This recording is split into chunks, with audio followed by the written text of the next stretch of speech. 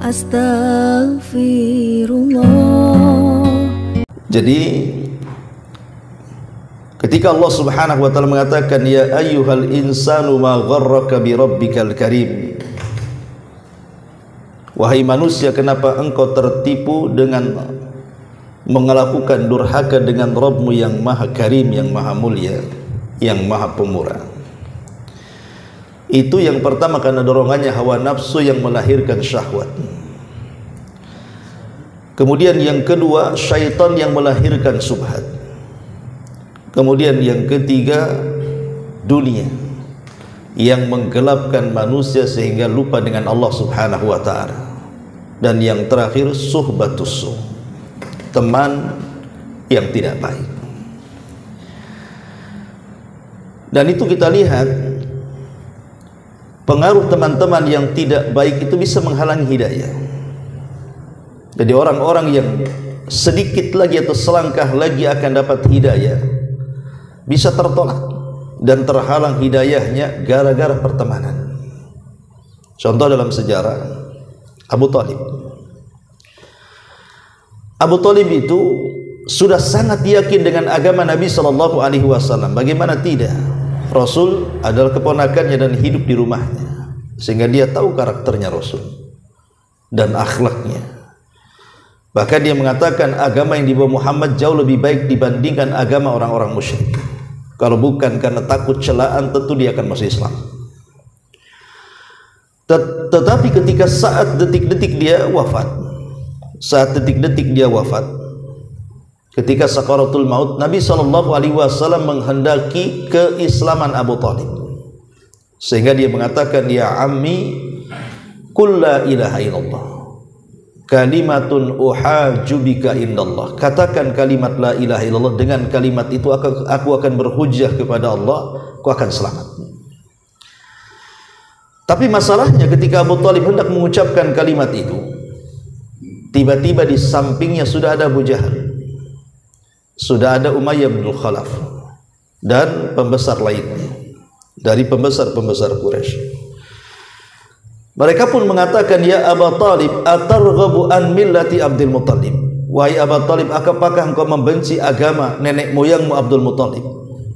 Maka ketika Abu Talib hampir mengucapkan kalimat tauhid, tak jadi. Justru melirik Abu Jahal, melirik teman-teman yang di sekitarnya. Kemudian Nabi SAW kembali mentalkin dengan kalimat tauhid. Tapi di sisi lain Abu Jahal pun mengucapkan kalimat yang sama agar dia mengingkari kalimat itu. Maka terjadilah perang batin Abu Talib ini. Apakah dia harus mengucapkannya ataupun tidak? Tapi di akhir hayatnya, sebelum ruh keluar dari jasadnya, dia mengatakan, aku tetap berpegang dengan agama moyangku sampai dia meninggal.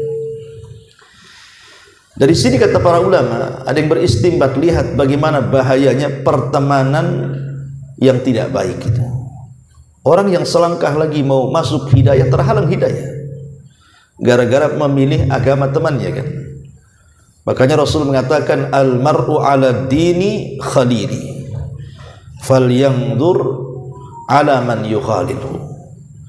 Seseorang itu digantungkan agama temannya, maka hendaklah lihat siapa teman yang engkau temani, karena teman itu berpengaruh.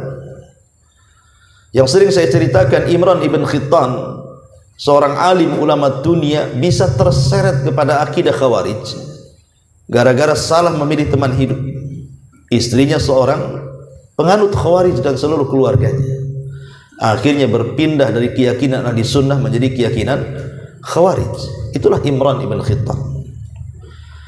Intinya bahwa pertemanan yang tidak baik itu akan mengantarkan kita kepada kedurhakaan kepada Allah Subhanahu wa taala. Inilah 4 faktor yang Allah Subhanahu wa taala sebutkan, ya ayyuhal insanu ma gharraka bi rabbikal karim. Wahai manusia, apa yang membuat engkau tertipu? Ma gharraka, apa yang membuat engkau tertipu bi rabbikal karim, sehingga durhaka dengan Rabbmu yang maha pemurah? Maka jawabannya tadi saya sudah jelaskan, karena ada beberapa faktor. Orang kalau tidak bisa melawan hawa nafsu, maka dia jatuh ke dalam kedurhakaan. Orang kalau tidak bisa mengalahkan syaitan juga sama, jatuh kepada kedurhakaan. Orang yang tidak bisa menundukkan dunia di tangannya, maka dunia akan menjadikan dia durhaka. Termasuk juga orang yang tidak pandai memilih teman, maka jangan salah, teman itu akan menyeret kita. Lalu apa obatnya? Ma'asyiral muslimin yang dimuliakan Allah Subhanahu wa taala, adapun obatnya, kalau ingin selamat dari dorongan hawa nafsu, maka obat yang paling mujarab adalah al-ilmu. Seseorang harus membekali diri dengan ilmu agama. Karena orang yang kuat agamanya, maka dia bisa menundukkan syahwatnya. Tapi kalau orang tidak kuat agamanya, maka selamanya dia tidak mungkin mampu menundukkan syahwatnya. Karena kita tahu bahwa syahwat inilah yang menjadikan seseorang rusak akhlak. Tapi orang yang kemudian kuat ilmunya sehingga melahirkan rasa takut kepada Allah Subhanahu wa taala, yang Allah katakan innama yakhsyallah min ibadihil ulama. Orang-orang yang takut kepada Allah, merekalah para ulama, orang-orang yang punya ilmu dan pengetahuan agama. Sehingga ketika kemudian hawa nafsunya mendorong, anggap saja mendorong dia untuk berzina, dia tahu zina haram, akibatnya apa, sehingga dia tidak mungkin masuk dalam dunia itu. Ketika dia hendak minum khamr, ketika dia hendak berjudi, ketika hendak melakukan hal-hal konyol dalam syahwatnya, maka pengetahuannya akan mencegah dia, oh ini tidak boleh, ini haram, ini hukumannya di dunia dan akhirat, sehingga minimalnya akan mengerem dan menundukkan hawa nafsunya. Jadi ilmu itulah yang bisa menundukkan hawa nafsu. Adapun syaitan ditundukkan dengan zikir. Kalau kita ingin menundukkan syaitan, maka tundukkan dengan zikir, dengan mengingat Allah Subhanahu wa taala, dengan ta'awud isti'adzah, meminta perlindungan kepada Allah Subhanahu wa taala. Karena orang yang senantiasa ingat Allah Subhanahu wa taala akan sulit untuk digoda syaitan. Jadi setan itu akan mudah menggoda orang-orang yang tidak ingat Allah. Orang-orang yang lupa dengan Allah itu mudah digoda syaitan. Tapi orang-orang yang ingat Allah Subhanahu wa taala tidak mudah digoda setan. Datang waktu salat, ingat Allah, langsung salat. Datang syaitan ingin menggoda kita saat ingin talabul ilmi, langsung ingat Allah, berangkat dia ke majelis-majelis ilmu, dan begitu seterusnya. Jadi zikir mengingat Allah itu bisa melawan syaitan. Kemudian yang ketiga, cara menundukkan dunia adalah dengan cara zuhud. Izhad fid dunya yuhibbukallah. Zuhudlah di dunia, maka Allah Subhanahu wa taala akan cintai kamu. Dan makna zuhud artinya meletakkan dunia hanya sebatas di tangan. Kalaupun dapat dunia hanya sebatas di tangan, kalaupun hilang dunia hanya berpindah tangan, tidak sampai ke hati. Sehingga hati ini difokuskan kepada Allah. Kalau itu yang terjadi, maka datang dunia sebanyak apapun dunia tidak terlalu senang. Dan kalaupun seandainya dunia hilang dari tangannya, tidak terlalu sedih. Kenapa? Karena dia tidak memasukkan dunia ke dalam hatinya. Itulah zuhud artinya. Jadi orang yang tidak memasukkan dunia ke dalam hatinya, maka dia bisa menundukkan dunia. Tapi kalau orang memasukkan dunia dalam hatinya, maka selamanya tidak bisa menundukkan dunia. Ini yang ketiga, obatnya cinta dunia itu zuhud. Dan zuhud itu tidak harus miskin. Ada orang berpemahaman kalau zuhud itu ya harus orang miskin, rambutnya acak-acakan, kemudian pakaiannya compang-camping, makannya pun makanan-makanan gak enak, ngorek-ngorek di tong sampah. Itu bukan zuhud, itu miskin itu. Orang zuhud itu bukan begitu. Karena Imamuz Zahidin, imamnya orang-orang yang layak untuk dijadikan qudwah dalam zuhud, mereka orang kaya-kaya. Abdullah ibn Mubarak itu orang yang paling zuhud, tapi dia orang yang paling kaya di Irak. Dialah yang menggaji 500 para ulama, dia sendiri ulama. Sufyan Ats-Tsauri rahimahullahu taala, imamnya para orang-orang yang zuhud. Dia kaya raya. Sampai ada yang mengatakan kepada Sufyan Ats-Tsauri rahimahullahu taala, ya imam, engkau adalah imamnya ahli zuhud. Kenapa engkau kaya raya? Maka Sufyan Ats-Tsauri mengatakan, likaila atamandalu ala sultan, supaya aku tidak menjadi ulama yang menjilat pemerintah. Supaya aku tidak menjadi ulama yang menjilat pemerintah hanya untuk meraup kekayaan. Karena ulama itu terbagi menjadi tiga. Adalah ulama usultan, ulama yang mengikuti kemauan pemerintah. Jadi kalau pemerintah mengatakan fatwakan sesuatu, maka dia pun memfatwakannya. Apakah fatwa itu benar atau salah? Yang jelas, yang penting pemerintah senang, dia keluarkan fatwa. Itu namanya ulama pemerintah.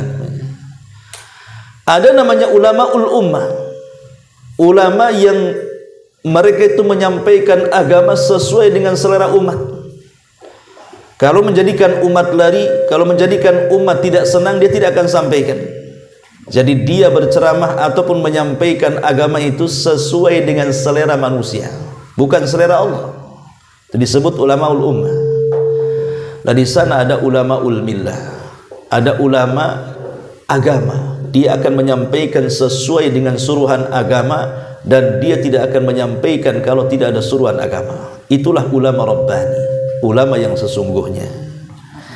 Ma'asyiral muslimin yang dimuliakan Allah Subhanahu wa taala, inilah yang kemudian Allah katakan, ya ayyuhal insanu ma gharraka bi rabbikal karim. Dan yang terakhir tentunya suhbatus su. Bagaimana caranya kita menjauhkan diri dari teman-teman yang buruk akhlak? Ya jauhi mereka. Sedikit demi sedikit antum menjauhi mereka, supaya tidak kena syubhatnya. Sebab kalau terus dengan dia, pasti lambat laun akan tergerus akidah kita, lama-lama ikut dia. Dan kita bisa rasakan kan, kalau teman kita malas ibadah, pasti ikut malas. Teman kita malas hadir di majelis taklim, pasti juga lama-lama malas. Teman kita ahli maksiat, lama-lama ikut serta dalam maksiat. Begitulah perkawanan. Makanya salah satu jalan supaya kita tidak mempunyai teman yang buruk, jauhi mereka. Dari sekarang pilih mana teman yang akan menjadikan kita ahli taat dan mana teman yang menjadikan kita ahli maksiat. Ya ayyuhal insanu ma gharraka bi rabbikal karim. Di sini Allah Subhanahu wa taala mensifatkan dirinya dengan Al-Karim. Ma gharraka bi rabbikal karim. Apa yang membuat engkau tertipu sehingga durhaka dengan Rabbmu yang Maha Karim. Karim itu artinya pemurah. Pemurahnya Allah Subhanahu wa taala berbeda dengan pemurahnya kita. Saya akan berlogika seperti ini. Seandainya ana kasih antum rumah yang megah di Sukajadi. Anggaplah rumah yang paling besar di Sukajadi, dengan peralatan yang sangat lengkap. Dengan peralatan yang sangat lengkap, makan minum tercukupi, tempat bermain tercukupi, tempat olahraga tercukupi, mau renang ada kolam renangnya, pokoknya semua hajat antum ada di situ.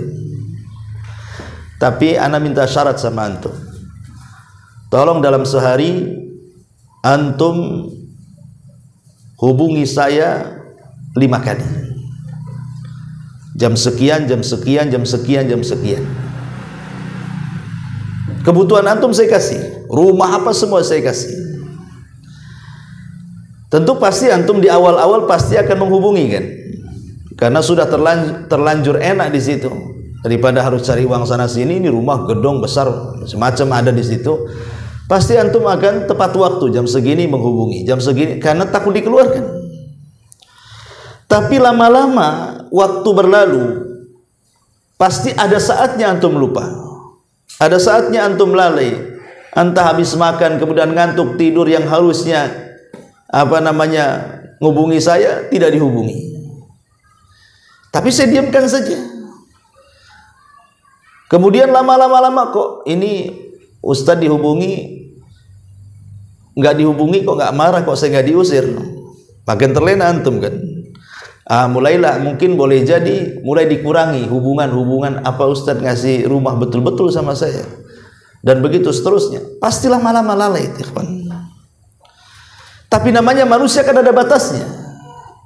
Karena antum sudah melanggar, tidak menghubungi saya sekian hari, sekian minggu, sekian bulan, sekian tahun, antum tidak layak lagi tinggal di rumah saya, keluar. Manusia itu ada batasnya.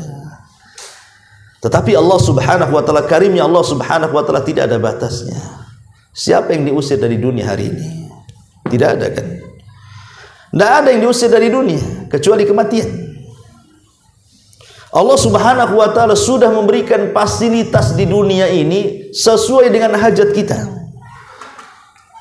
Coba bayangkan, dunia ini dengan berbagai macam nikmatnya adalah nikmat yang Allah anugerahkan kepada kita sejak kita lahir sampai hari ini kita hidup.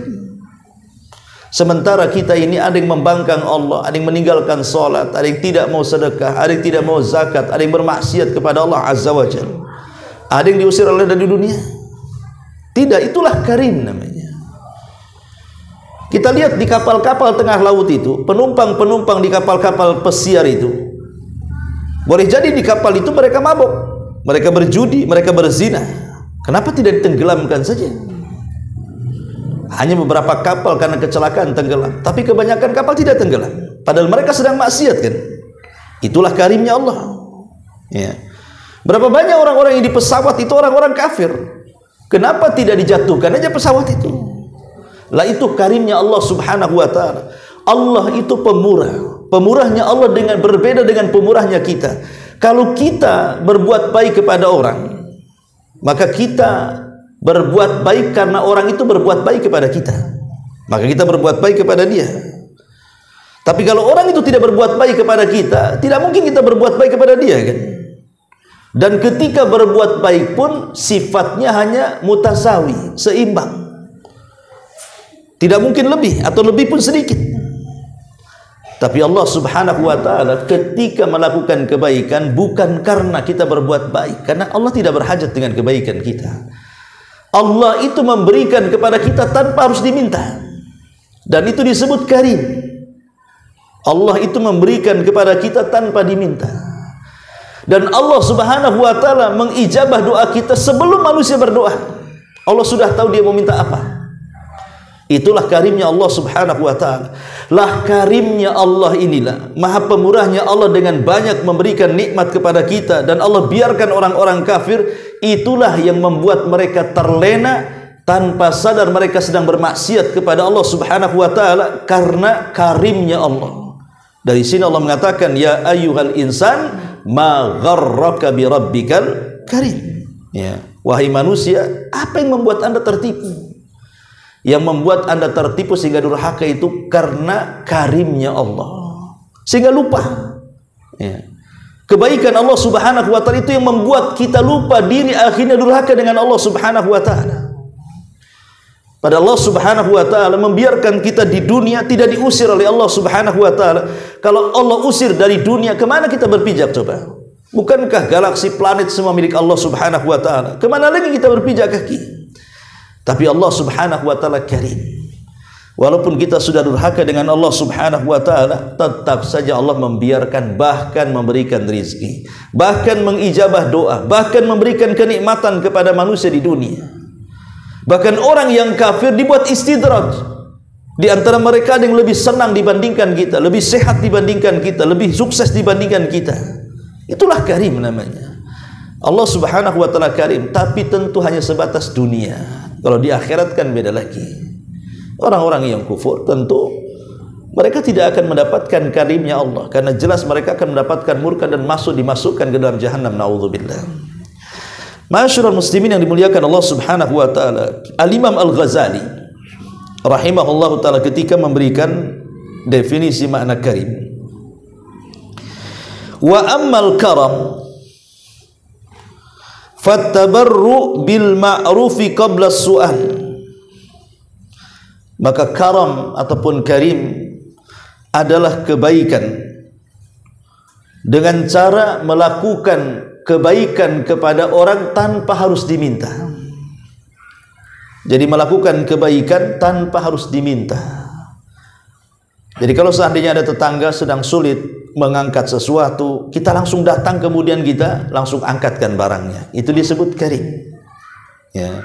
Tapi sampai kapan kita membantu tetangga seperti itu kan? Ada batasnya karimnya manusia.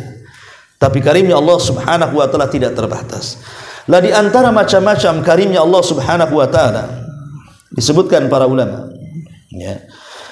Di antara karimnya Allah Subhanahu wa taala annahu yasbir 'alal usati alladhi yuqabilunahu bil juhudi wan nuqran. Di antara karimnya Allah, Allah itu Maha Pemurah, adalah kesabarannya.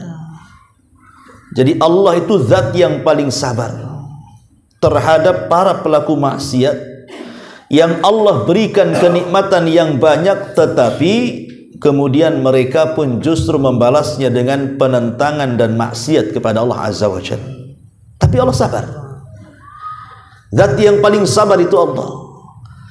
Seandainya antum berbuat baik kepada orang, tiba-tiba orang yang kita berbuat baik tiba-tiba kemudian melakukan kejahatan, terkadang kita emosi. Boleh jadi mungkin kita katakan sampai di sini kebaikan saya. Itu manusia, ya kan? Itu manusia. Jangankan itu, mungkin dia pelaku langsung. Jangankan yang bukan pelaku langsung. Contoh namanya, saya punya kawan, saya sama Buranggana, saya hari-hari ngasih bantuan kepada Burangga, uang, pokoknya bantuan yang banyak. Satu hari dia berjalan dengan musuh saya. Sakit hati nggak? Sakit hati. Loh, kok bisa dia sama musuh saya tuh? Ngapain dia di situ? Itu saja sudah jadi pertanyaan itu. Padahal Burangga ini tak salah apa-apa, cuman dia berjalan dengan musuhnya saja. Kadang-kadang kita jadi dendam. Kalau gitu saya lah malas lagi saya berkawan dengan dia. Saya stop kebaikan saya. Itulah manusia. Ya, bisa seperti itu kan begitu. Tapi jangan kemudian disamakan dengan karimnya Allah Subhanahu wa taala. Allah tidak seperti itu. Allah tidak seperti itu. Betapa banyak orang-orang yang kemudian manusia-manusia durhaka kepada Allah sampai menjadi penyembah syirikatnya yang dibuat oleh manusia. Ada sesembahan-sesembahan selain daripada Allah Azza wa Jalla, kemudian kita sembah. Itu kan sama dengan berkawan dengan musuh Allah kan begitu, dengan tandingannya. Tapi Allah Subhanahu wa taala tetap baik kepada orang-orang musyrik. Tetap Allah berikan nikmat, berikan kehidupan, berikan kesehatan, dan Allah tetap tentukan ajal mereka sesuai dengan takdirnya. Dan sama dengan yang lainnya berjalan dengan takdirnya. Lah itulah karimnya Allah Subhanahu wa taala. Kemudian juga di antara karimnya Allah Subhanahu wa taala annahu yudha'ifu ajral ihsan. Jadi di antara karimnya Allah, murahnya Allah Subhanahu wa taala, zat yang Maha Pemurah, adalah Allah Subhanahu wa taala tidak membalas satu kebaikan dengan satu kebaikan, tidak. Tapi Allah Subhanahu wa taala membalas satu kebaikan terkadang dilipat gandakan menjadi 10 kali lipat, bahkan 700 kali lipat. Itu murahnya pemurahnya Allah Azza wa Jalla juga. Sampai seperti itu. Ya mungkin di antara kita ada yang memiliki akhlak wafa. Akhlak wafa itu akhlak yang mulia, akhlaknya Nabi. Wafa itu kalau antum berbuat baik kepada saya 1 kali, saya akan balas kebaikan antum 2 kali, 3 kali, 4 kali. Itu namanya wafa. Wafa itu membalas kebaikan dengan yang jauh lebih baik lagi. Dan akhlak wafa ini akhlak mulia, akhlaknya para nabi. Tapi sewafa-wafanya orang wafa, ketika memberikan balasan kebaikan orang yang berbuat baik kepada kita, berapalah lipatannya coba? Berapa lipatannya? Tapi Allah Subhanahu wa taala terkadang memberikan pahala kepada orang yang telah berbuat baik itu lipatannya bukan hanya 10 kali lipat, bahkan sampai kepada 7 kali lipat, bahkan ada yang tidak terhitung lipatannya. Bagaimana tidak karim Allah Subhanahu wa taala?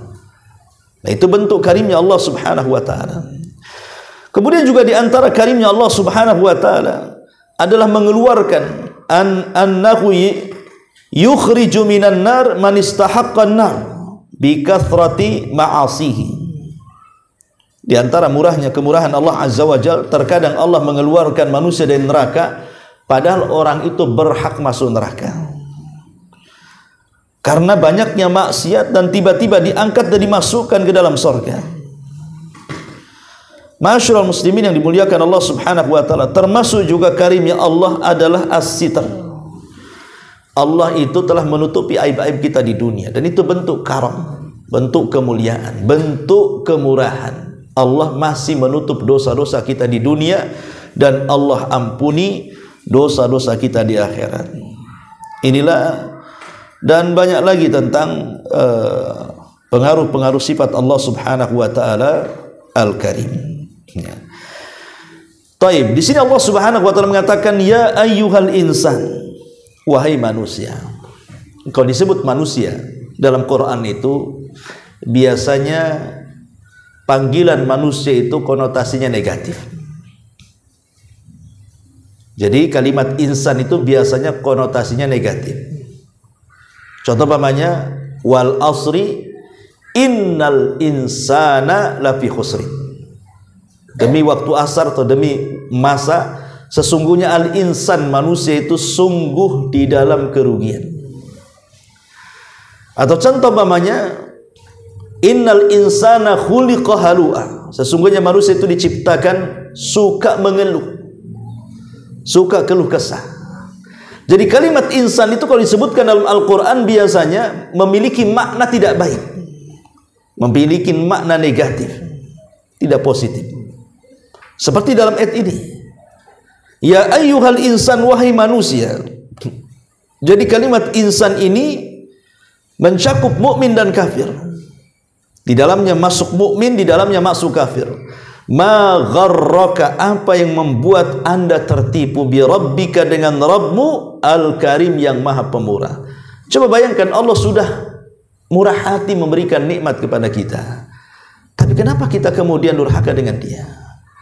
Logika yang sederhana, kalau seandainya antum anak saya dilahirkan dari istri saya sekolahkan mulai dari TK, saya biayai, saya kasih makanan yang bergizi. Kemudian naik ke SD, saya biayai lagi, namanya anak saya kasih makanan yang bergizi. Naik ke SMA juga sama, naik ke perguruan tinggi, sampai akhirnya dapat gelar S1, S2, S3, sampai ke profesor, sampai akhirnya menjadi orang besar, sampai akhirnya menjadi orang kaya, gajinya besar, menjadi orang yang cerdas, bukan hanya kaya, cerdas. Gilirannya antum yang sudah sukses harus apa? Berbuat baik kan kepada orang tua. Akhirnya antum ingin berbuat baik, dibelikan rumah dengan segala isinya, diberikan hadiah besar, uang boleh jadi bukan miliaran, triliunan, tapi hadiahnya bukan untuk saya, orang tuanya, tapi untuk tetangganya. Kira-kira mas sakit hati enggak? Saya yang membesarkan dia sampai sukses, sampai kaya, giliran ngasih hadiah dikasihkan tetangganya. Apa enggak sakit hati itu? Kurang ajar enggak tuh anak yang kayak gitu tuh? Kurang ajar lah kan begitu. Sekarang Allah Subhanahu wa taala sudah kasih semuanya kepada kita. Apa nikmat yang Allah hajatkan kepada kita, Allah kasih. Tiba-tiba ketika bersyukur, tidak pula bersyukur kepada Allah, malah kemudian datang ke dukun-dukun, datang ke berhala-berhala, datang ke kuburan-kuburan, datang ke patung-patung, dan begitu seterusnya yang merupakan tandingan dari Allah Subhanahu wa taala. Wajarlah Allah murka kan begitu. Padahal Allah Subhanahu wa taala sudah karim memberikan kemurahannya kepada kita. Tiba-tiba kita bersyukur kepada selain Allah. Ya. Ma'asyiral muslimin yang dimuliakan Allah Subhanahu wa taala. Makanya dari sini Allah ingatkan kepada kita, wahai manusia, apa yang membuat anda tertipu sehingga melakukan kedurhakaan dengan Rabbmu yang maha pemurah. Alladzi khalaqaka fasawwaka fa'adalak. Kemudian Allah Subhanahu wa taala mengingatkan tentang karimnya Allah, nikmat yang telah Allah anugerahkan kepada kita.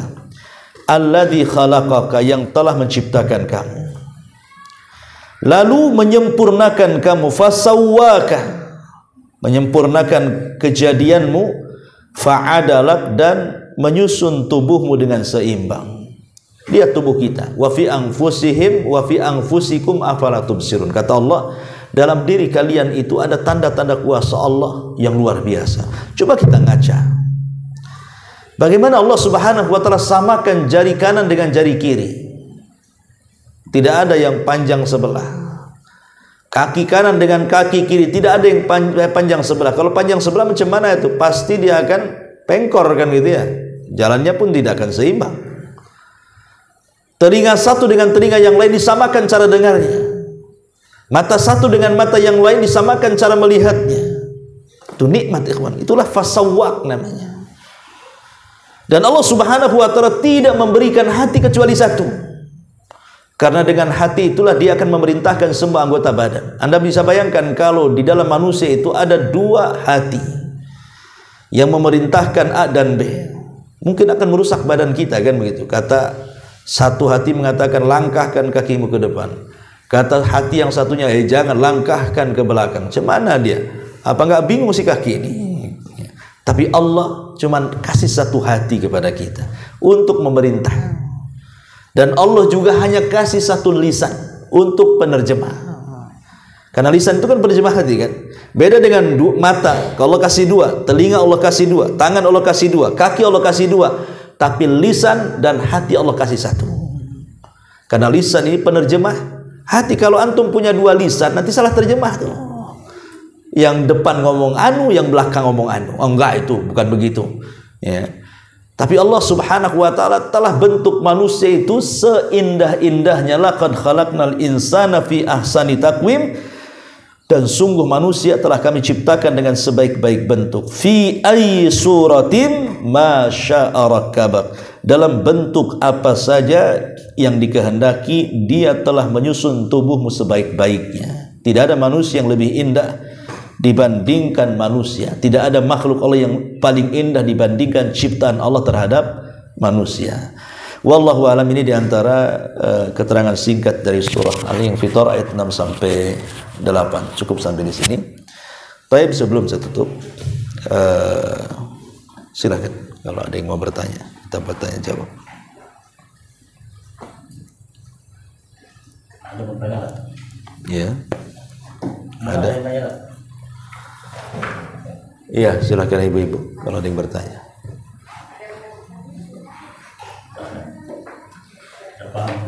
Alhamdulillah.